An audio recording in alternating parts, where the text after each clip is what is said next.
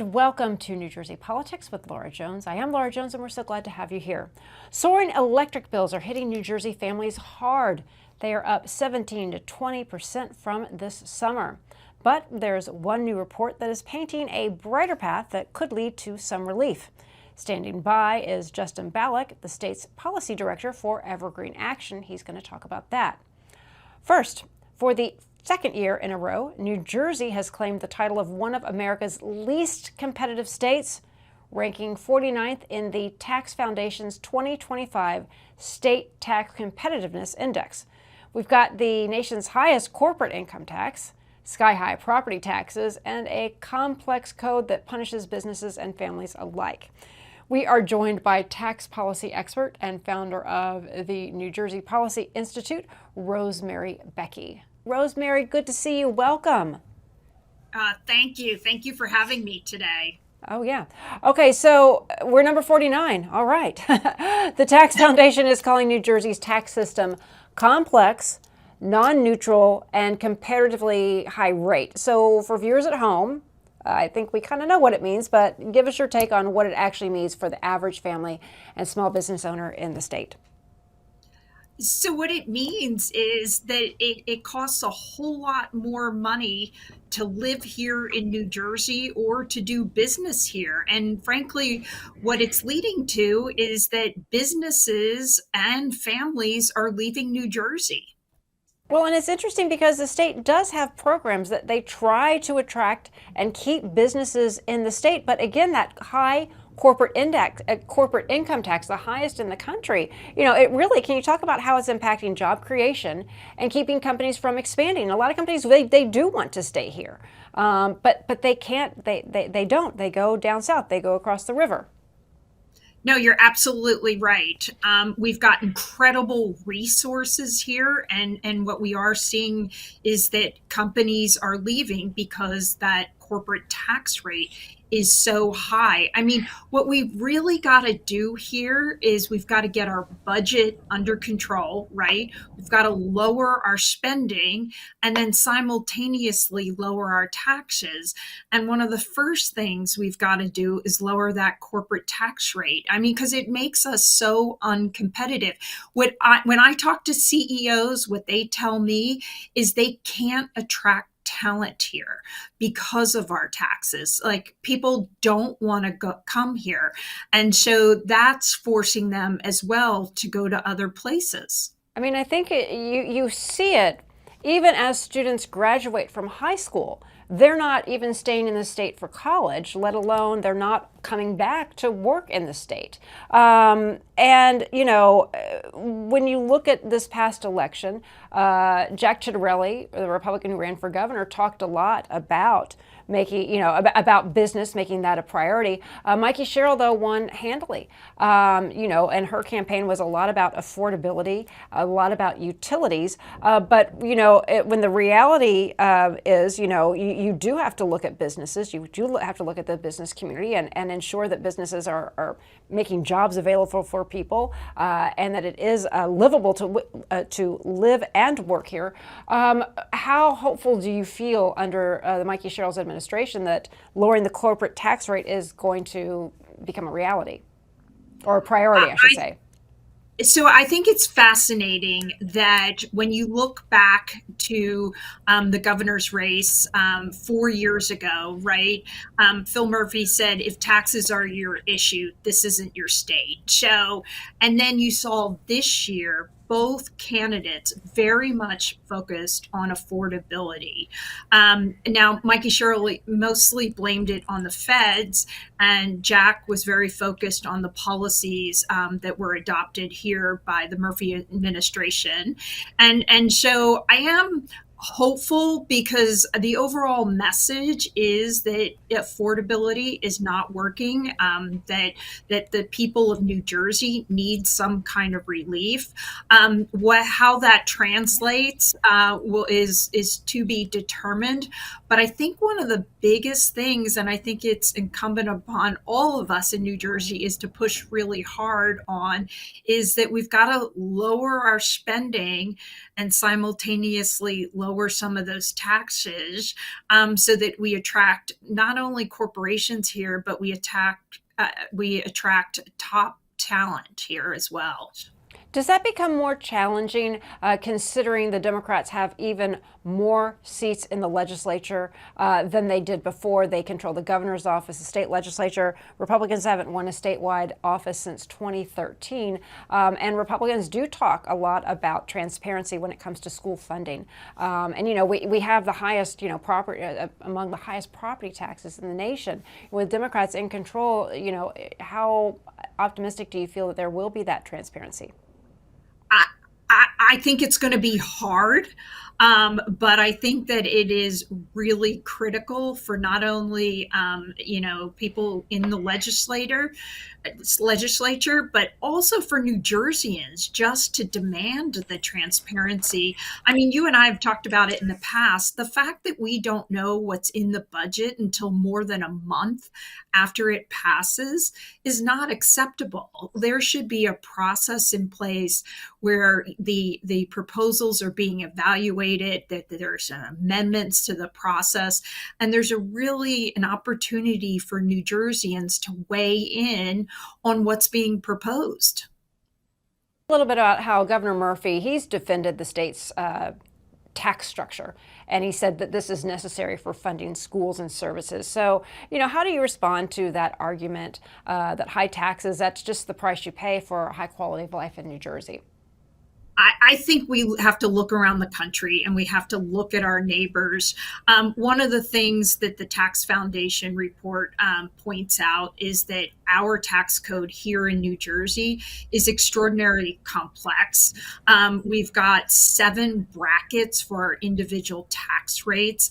You know, where other states, it's a much simpler program and simpler process in terms of laying out the individual brackets.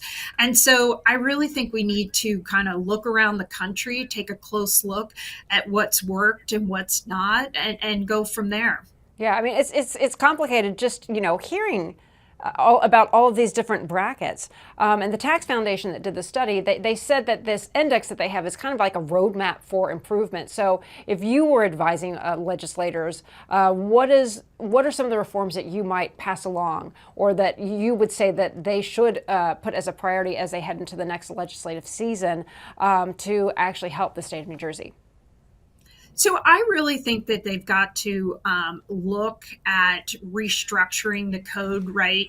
As I just talked about, we don't need 7 different brackets for the individual tax rate. So we ought to be looking for some simplification there.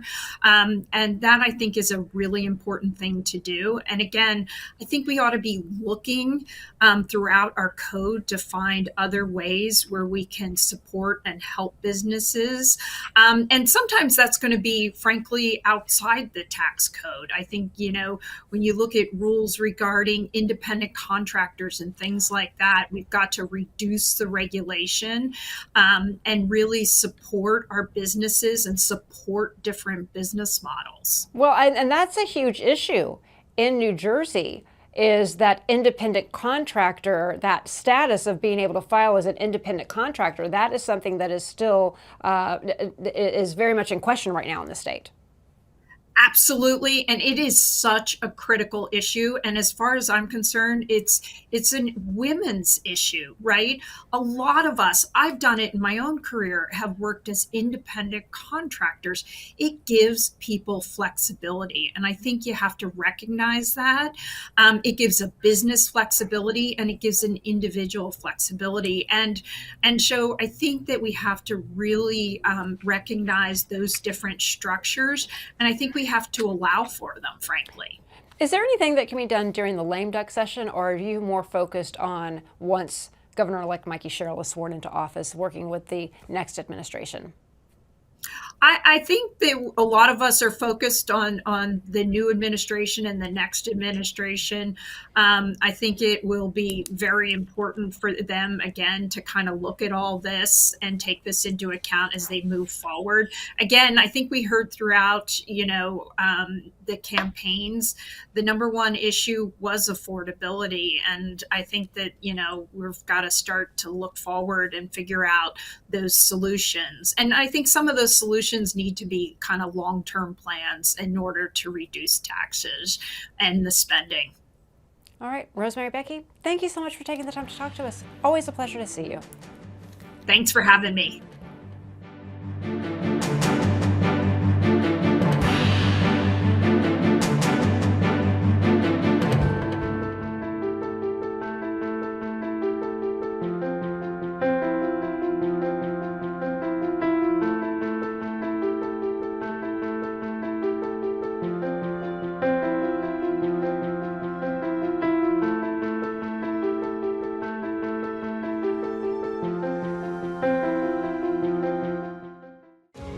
At AmeriHealth, we understand what's important to you. It's why we offer some of the lowest cost health plans in New Jersey, with access to one of the state's largest networks of doctors and hospitals. Plus, with free 24/7 virtual care, you can see a doctor anytime and anywhere. And we're committed to giving back to help make a difference in our communities. Learn more at AmeriHealth.com. A health plan for everyone.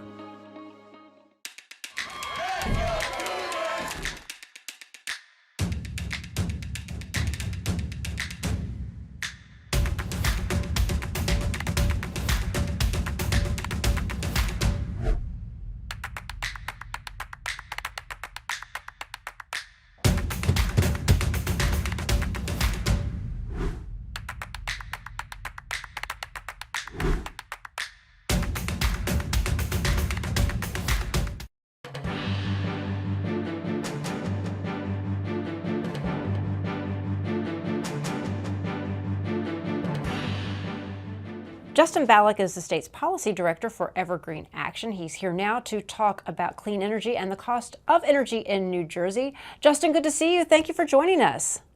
Yeah, thank you so much for having me. Great to be on. So can you talk a little bit about a new report out by your organization that really is highlighting kind of a perfect storm that we are finding ourselves in here in New Jersey? Can you talk about all these different factors that are leading to the increase in our cost of utility bills in New Jersey going up by 17 to 20% since this past summer? Why is New Jersey feeling the pinch so much? Sure. I mean, there's, like you said, you hit the nail on the head. There's a perfect storm of headwinds that New Jersey and states around the country are facing.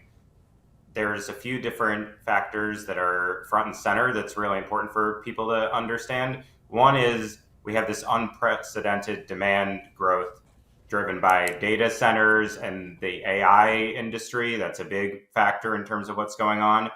This was a big issue during the campaign. PJM in particular, the nation's largest grid operator, has been really slow to connect clean, reliable energy projects to the grid. And so that's exacerbating some of this. We need PJM to clean up and clear its interconnection queue and get more clean energy online. And then you look at the federal headwinds, you look at the Trump administration, and they're all out assaults on clean energy sources. That's really implicating New Jersey with the ideological war against offshore wind and other clean energy sources. And earlier this year, when Congress repealed a big part of the clean energy incentive structure that was in place during the last administration, all of those are kind of combining. But the good news is we have a real opportunity to move the needle. We just had a huge election here in New Jersey where the governor-elect ran and won in part by really promising to place energy costs front and center in terms of her administration's agenda.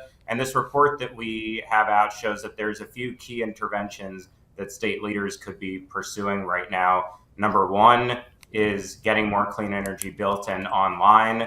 That can happen through streamlining siting and permitting and also pressuring PJM like the governor-elect did during the campaign and is now in a position to do during the beginning of her administration. We also have in this report analysis showing that consumers could save a lot of money if we require data centers, both in New Jersey and throughout the PJM region, to supply or contract for their own clean, reliable energy as they come online. And finally, we think in this moment, there is a real need to look at utility profit margins and utility business model reform there's some analysis in this report that shows that that can really save people money. And there's also energy efficiency, EV charging that can be smart and timed towards demand. If you combine all of that, we think in this analysis that we commissioned with Synapse Energy Economics, there's an opportunity to save hundreds of dollars a year, upwards of $400 a year for consumers. And that's pretty significant from our vantage point. And we think it's an important conversation to be having on the heels of the election. Yeah, when you look at that report you're referencing, it's upwards of 14.3 billion in statewide savings by 2023. And that, everybody wants to know, what does that mean for me? Households pocketing $467 annually. So can you talk a little bit about the baselines that these projections are compared to, and how that it's a Synapse Energy Economics, how do they crunch the numbers and come up with these figures? Sure. So this is Synapse is a really reputable modeling firm that works with state governments, it works with utilities.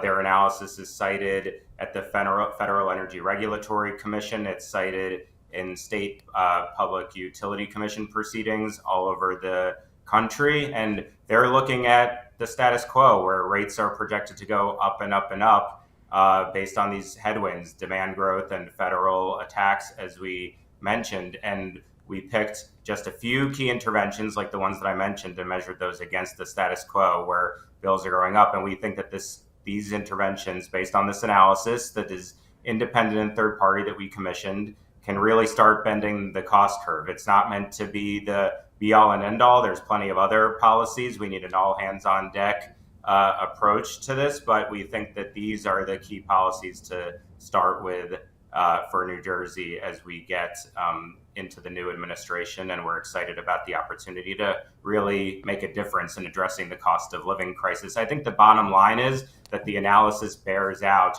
what was said during the campaign. Clean energy is a key part of solving the affordability crisis. It's faster to be built right now than many of the fossil fuel alternatives that were proffered during the campaign by Sherrill's opponent. And it's cheap and reliable despite some of the federal assaults. And it needs to be a huge part of the solution to the affordability crisis here in New Jersey and elsewhere. Yeah, so when you look at the report and it says, by 2030, we can save, billions of dollars.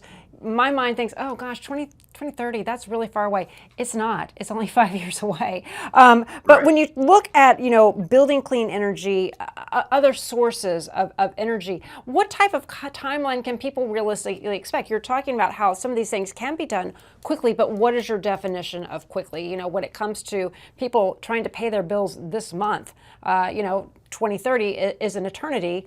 So can you help rectify those numbers and give that context and perspective? Yeah, and so these are annual savings. There are savings that start to accrue earlier and building up to that $467 number that you mentioned.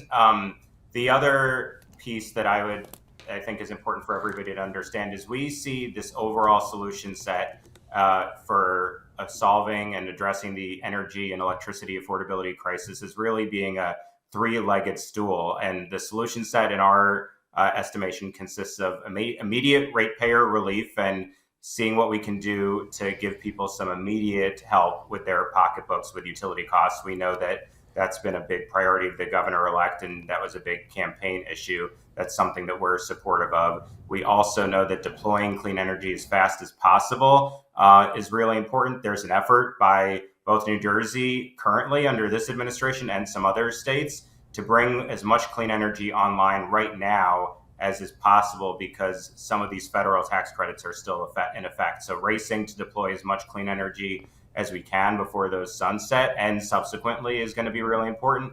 And then seeing what we can do to really rein in excess corporate greed and utility profit margins. That's all part of the equation from our perspective. Some of it is going to have benefits more immediately than others. I agree with you that people need help right now, and we share the governor-elect's urgency in tackling this crisis head on right away. And that's why we wanted to come out with this analysis right on the heels of the election to inform the conversation as folks consider next steps. Well, I mean, Governor-elect Mikey Sherrill has made it clear what her priority is the first day. Executive Order number 1, once she takes office, is freezing those utility bills. But you still have to work with the state legislature, which is controlled by Democrats. Can you talk a little bit about how your organization is working with lawmakers, maybe now even during lame duck session? Are you looking more towards 2026? Because you're going to need the legislature to help a lot of these projects along. Sure, and the legislature plays a key role. The incoming appointees for the governor-elect are going to play a key role. The Board of Public Utilities is going to play a key role. There's a ton of important stakeholders throughout the state throughout the state government apparatus, they're going to be hugely pivotal in this. We're really excited that we are joined by Senator Zwicker in rolling out this report and releasing it, and excited to work with him and the governor-elect's transition team and other allies throughout the state. And I should also mention that we're joined in commissioning this report with the Natural Resources Defense Council, which is another great environmental organization that collaborated with us on this analysis. So agree with you that both out of government and in government, it's an all hands on deck moment, and we're going to need to roll up our sleeves and enlist everybody we can, including the legislature. Thankfully, we know that there's a lot of champions in the legislature committed to addressing the electricity affordability crisis, and now we have some increased margins of hopefully some clean energy champions coming in, thanks to the significant coattails of the governor-elect over the last week in the election. It's very complicated understanding who all the different players are. You know, you talk about data centers and corporate greed. Can you kind of put that into plain language? You know, when you talk about corporate greed and trying to do something about that, what do you mean? What are you talking about so viewers understand? Sure. So right now we have a monopoly utility system, and the utilities are incentivized to, in some cases, build more infrastructure than is needed, or take excess return on the infrastructure that they do build. And so, as the governor-elect pointed out, she's willing to take on anybody or any interest in looking for creative and expansive ways to lower energy costs in the state. PJM is controlled by a bunch of incumbent energy interests, and right now the system isn't working for people. Their energy is too slow to get online. There's preferential treatment that doesn't make sense for fossil fuels that are more expensive and less reliable than some of the cheaper clean energy projects that we know are viable and can make a real difference in both cutting pollution and bringing down costs for people. These are the types of the systemic reforms that we're talking about, and reining in the profit margins in some cases of the incumbent interests is something that needs to be carefully analyzed and looked at as one part of the solution set here. Yeah, and so and the other part that I want to make sure the viewers understand too is, you know, when you're talking about saving money when it comes to the data centers, you're talking about these big tech companies, and they come in and they kind of gobble up power, and your plan would require them to bring their own clean energy, their own clean generation and storage. So how feasible do you think that is in practice? And what do you think the risk is if states like New Jersey do not step up? Sure. I think this is going to have to be something that New Jersey does, and also collaboration with other states throughout the PJM region, because it is an integrated grid, and the region is going to be really important. We've seen Abigail Spanberger, for example, talk about the fact that she doesn't want consumers to bear the large loads of data centers in terms of their pocketbooks. And so that collaborating across the region is going to be important to institute these requirements. Look, from our vantage point, there's really no alternative. If left unchecked, this demand growth is going to keep causing rates to spike and to hurt consumers, and that's not something that anybody wants for the region or for their constituents. And so we think that the policy community, both in New Jersey and elsewhere throughout the region, is going to be needing to roll up their sleeves and tackle this challenge. And look, we're not naive about this. Data centers are here. They are coming. It is a big part of the economy at this point. The AI information technology race is full steam ahead, and some of these projects are going to move forward, but we need to make sure that we're doing it smartly in a way that protects consumers and doesn't leave them carrying the full burden for these huge load impacted projects. Okay, Justin Balik, Evergreen Action, thank you so much for taking the time to talk to us. We really appreciate it. Thank you so much for having me. Really good to be with you. And that'll do it for today. I'm Laura Jones. Thanks so much for watching New Jersey Politics. We look forward to seeing you back here next time.